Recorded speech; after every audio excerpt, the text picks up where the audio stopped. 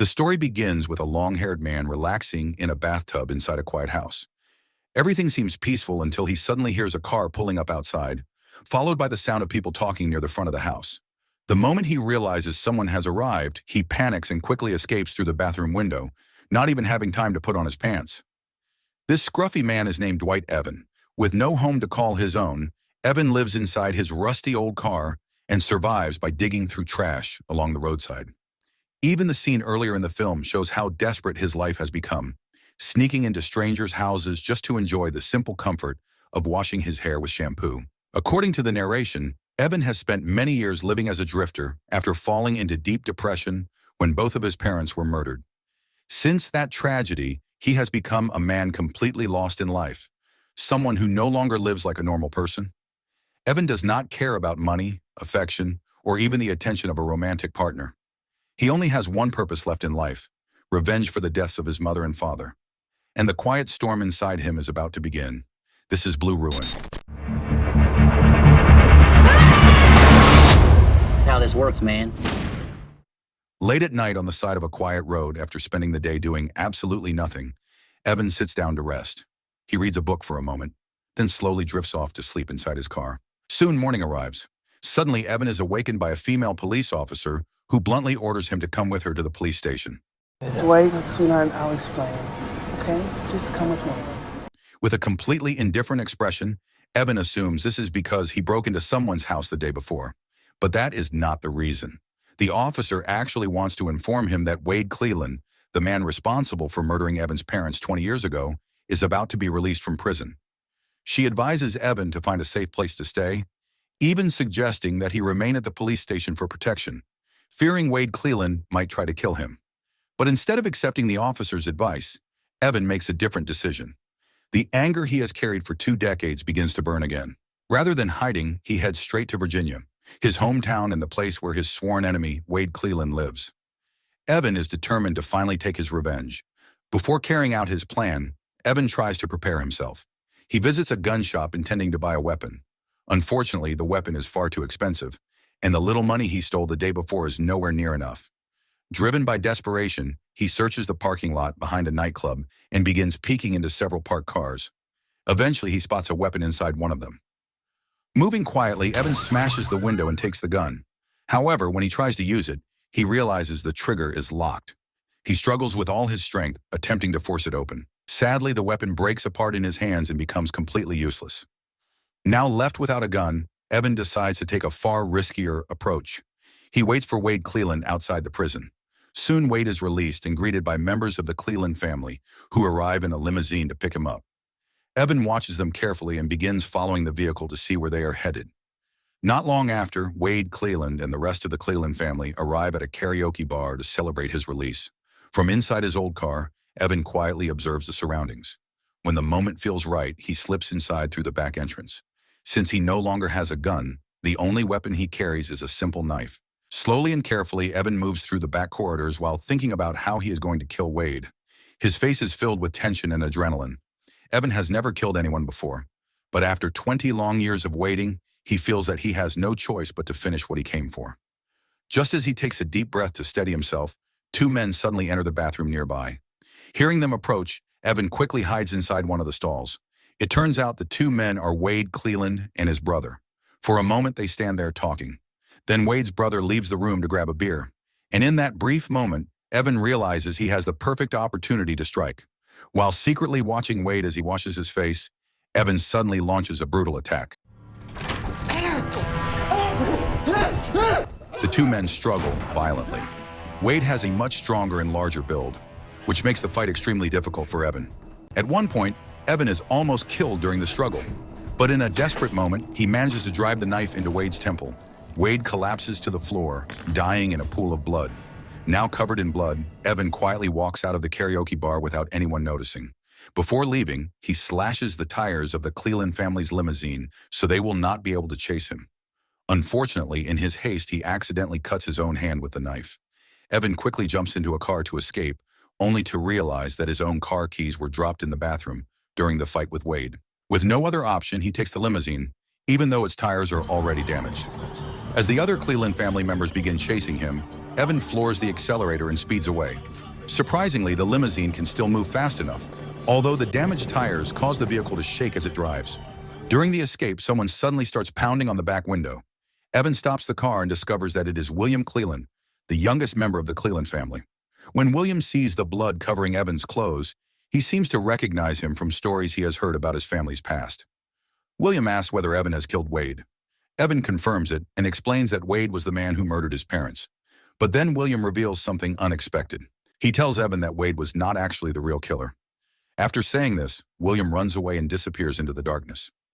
Not long after, Evan continues his journey on foot, walking through forests and swamps while leaving the limousine abandoned by the roadside. After checking that the area is safe, Evan sneaks into another empty house. There he cuts his long hair and beard and steals some clothes from the closet. Once he is clean and dressed in fresh clothes, he prepares to continue his journey. Before leaving, Evan briefly turns on the television to check the news, hoping to see a report about Wade Cleland's death. Strangely, there is no mention of it at all. Realizing something may be wrong, Evan quickly heads to the house of his younger sister Sam, whom he has not visited in many years. Eventually, Evan arrives. Sam is just about to leave for work when she is shocked to see her brother suddenly standing in front of her. After years of not seeing each other, Sam cannot hide her emotions. She cancels her plans for the day and invites Evan to sit down for coffee at a small shop nearby. While they sit together, Sam asks about Evan's life after all these years apart. Evan calmly reveals that he has just killed Wade Cleland. Sam is stunned for a few seconds after hearing this. I killed him. Wade Cleland, I killed him. Bullshit. At the same time, she also feels relieved knowing that the man responsible for their parents' deaths is finally gone. However, when Evan mentions that the news has not reported Wade's death at all, he begins to worry that the Cleland family might seek revenge without involving the police. Not long after, Sam shares that she now has children of her own. The moment Evan hears this, his expression changes. Fearing that the Cleland family might target them, he immediately urges Sam to go back home. Fortunately, Sam's young children are safe and unharmed. Evan then explains that his car was left at the place where he killed Wade, and the vehicle registration is connected to Sam's home address. Because of that, he asks Sam to leave the house for a while and take her children somewhere safe until the situation settles down. At that moment, Evan is clearly worried about the safety of his sister and her children.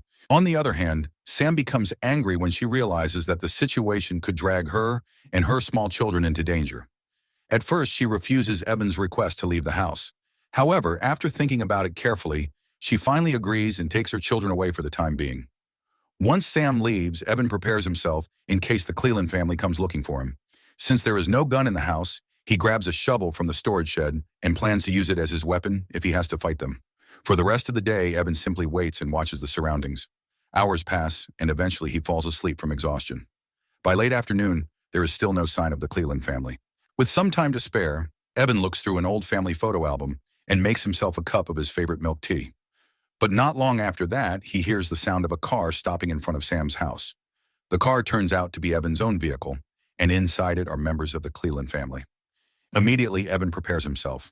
He turns on the lights and opens the water tap to make it seem like he is casually inside the house, hoping to confuse them about his movements. But after thinking it through, Evan realizes he cannot fight two people at once. He abandons the idea of confronting them and quickly searches for the spare key to his car while trying to find a place to hide. Unfortunately, the Cleland brothers manage to break into the house, forcing Evan to run. When the Cleland brothers briefly lose track of him, Evan quickly jumps into a car and tries to escape. But one of them, Teddy Cleland, spots him and rushes forward to stop him. Without hesitation, Evan drives straight at Teddy, knocking him down and leaving him unconscious.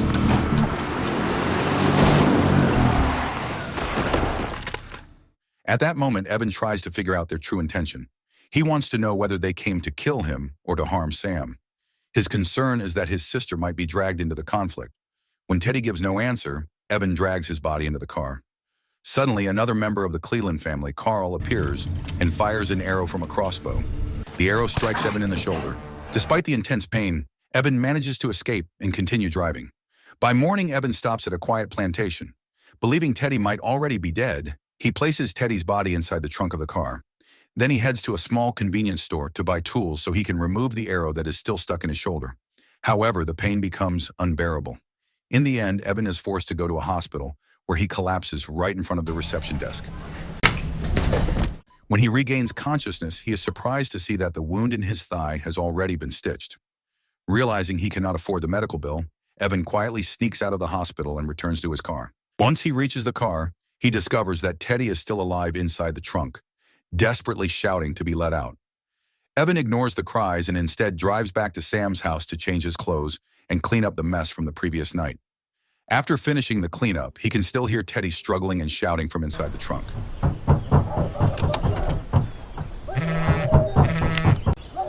Not until I have a gun. Evan makes it clear that he has no intention of letting Teddy out until he manages to get himself a gun. Not long after that, Evan remembers an old friend who runs a small shooting range. He quickly sets out to find this friend, a man named Ben. After searching from place to place, Evan finally manages to track him down. Evan asks Ben if he can borrow a rifle. Without asking too many questions, Ben hands over the best unregistered rifle he has. It quickly becomes clear to Ben that Evan has almost no experience with firearms. Realizing that his friend is basically a beginner, Ben offers to teach him how to shoot properly first. However, Evan refuses the offer and leaves almost immediately. He does not want Ben to get dragged into the dangerous situation he is dealing with. Soon after, Evan opens the trunk of his car and begins interrogating Teddy at gunpoint. During this tense moment, Teddy reveals a shocking truth. Wade Cleland was not the man who killed Evan's parents. 20 years earlier, Evan's father had an affair with the wife of the Cleland family. When her husband discovered the betrayal, he was consumed with rage. That man, known as Big Wade, killed Evan's father as an act of revenge. Evan's mother died as well, but her death was not planned. She happened to be in the same car during the attack. Teddy explains that the real killer was Big Wade, not Wade Cleland, but Big Wade later died from cancer. To protect the family's reputation and prevent their father from dying in prison, the Clelands allowed Wade, the second son, to take the blame and serve the sentence instead. After spending years in prison for a crime he did not commit, Wade had only just been released before Evan killed him. Even after hearing the truth, Evan shows little reaction. The past cannot be undone. Instead, he tells Teddy to call the rest of the Cleland family and arrange a meeting. Teddy claims that his younger brother wants to speak with Evan. He tells Evan to come closer and take the phone. But the moment Evan moves in, it becomes clear that it was only a trick. There was never anyone on the line. Taking advantage of the situation, Teddy suddenly gains the upper hand and points the rifle directly at Evan's face. There's nobody home, stupid fuck. They're hunting. But before Teddy can pull the trigger, a single shot rings out. Teddy is struck in the face and dies instantly. The shot comes from Ben, who has secretly followed Evan from a distance. Not wanting anything bad to happen to his old friend, Ben had been watching over him the entire time. With the precision of a sniper, Ben eliminates Teddy in one clean shot. Afterward, they place Teddy's body back into the trunk of the car. This time, Ben insists on teaching Evan how to properly use the rifle. He patiently trains him until Evan finally gains enough skill to defend himself and face the remaining members of the Cleland family alone. When the training is over, the two old friends share a quiet embrace and agree to keep everything that happened a secret. As evening approaches, Evan continues his mission to confront the Cleland family. His only goal now is to ensure that Sam and her children will be safe, no matter what it takes, whether through peace or through war. Eventually, Evan arrives at the Cleland family home, which sits in a remote area on the edge of the forest. Armed with the rifle Ben gave him, Evan approaches the house carefully. Surprisingly, the house is empty. Evan searches through the building and gathers every weapon he can find. He then carries them to a nearby lake and sinks them to the bottom, making sure the Cleland family will not be able to use them against him. He also buries Teddy's body beside the grave of Big Wade, the man responsible for the deaths of Evan's parents. Exhausted after digging the grave, Evan leaves a message on the Cleland family's home phone. In the message, he informs them that Teddy is dead and asks them not to involve Sam in the conflict. He also states that the two sides are now even, each having lost 2 lives. Evan offers them one final choice. They can either make peace or continue the fight until the very end. After that, Evan begins turning the house into a defensive position. He stacks tables and chairs into barricades, transforming the quiet home into something that resembles a battlefield. Despite being exhausted and barely able to keep his eyes open, Evan stays awake and waits for the remaining members of the Cleland family to arrive. But hour after hour passes, and no one comes. The next night, the remaining members of the Cleland family finally arrive. 3 of them enter the house and discover the message Evan left behind. Hidden behind a wall, Evan quietly watches their reaction. but Carl refuses to consider Evan's offer of peace.